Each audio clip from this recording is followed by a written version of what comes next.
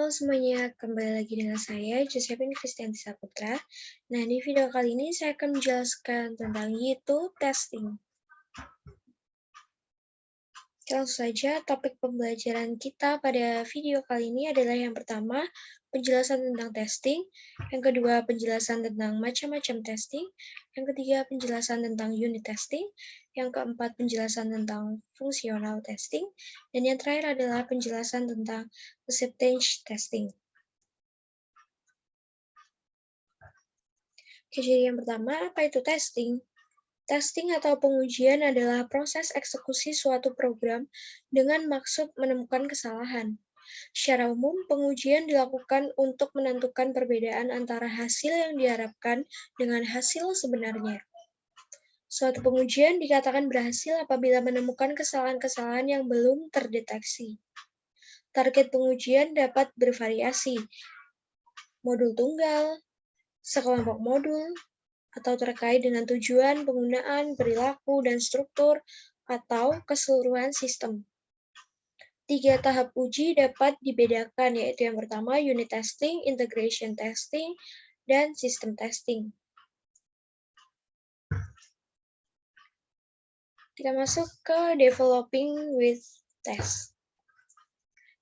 Test-driven development atau TDD dan behavior-driven development atau BDD adalah pendekatan pengembangan perangkat lunak dengan menggambarkan perilaku, potong kode, atau seluruh fitur sebagai satu skenario tes sebelum menulis kode dan baru kemudian membuat implementasi yang lulus verifikasi bahwa perilaku yang diinginkan tercapai.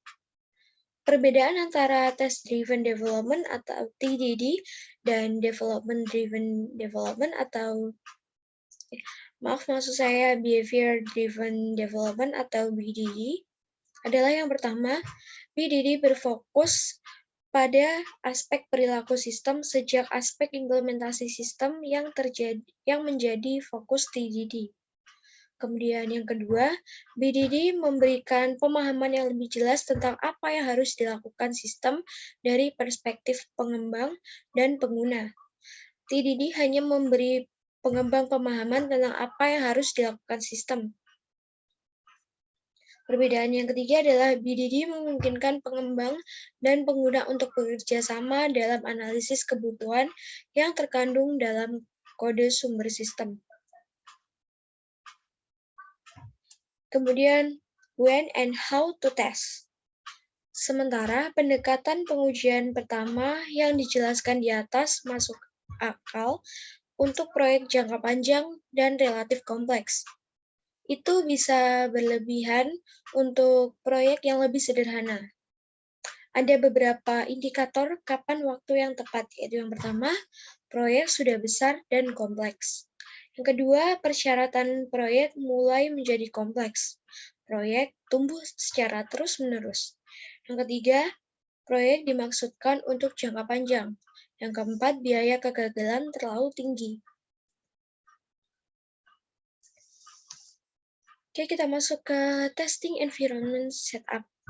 Yaitu secara resmi mempertahankan integrasi dengan framework untuk testing yaitu perception yang memungkinkan Anda membuat jenis pengujian berikut ini. Yang pertama adalah unit untuk memverifikasi bahwa satu unit kode berfungsi seperti yang diharapkan.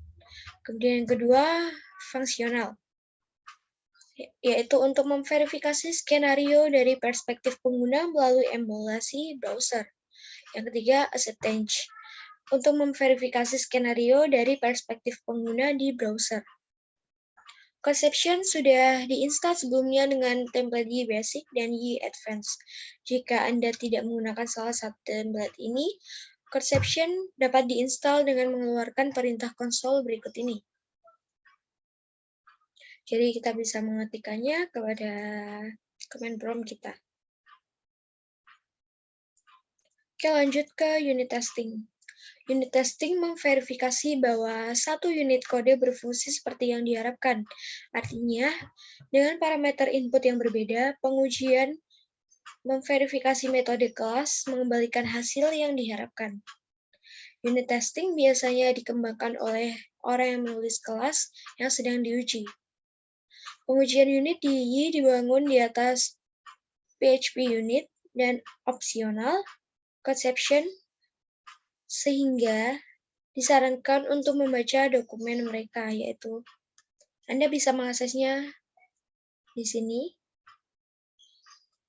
conception for the framework, kemudian conception unit task, dan yang terakhir PHP unit docs starting from chapter 2.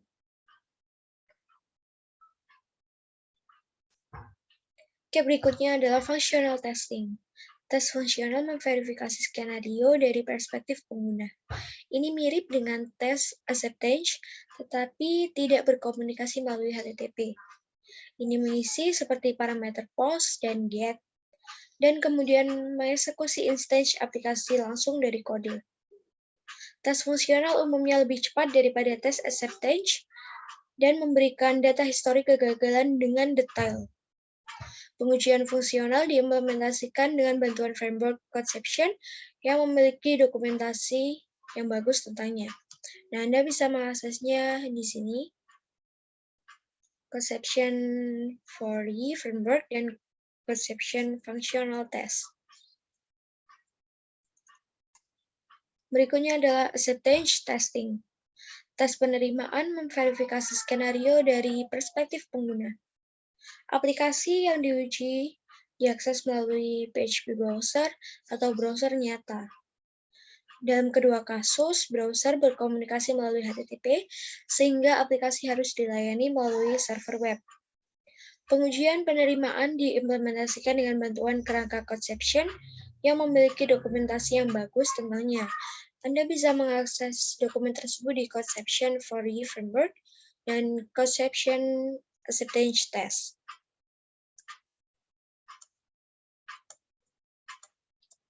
Jadi sekian video penjelasan dari saya tentang testing. Terima kasih.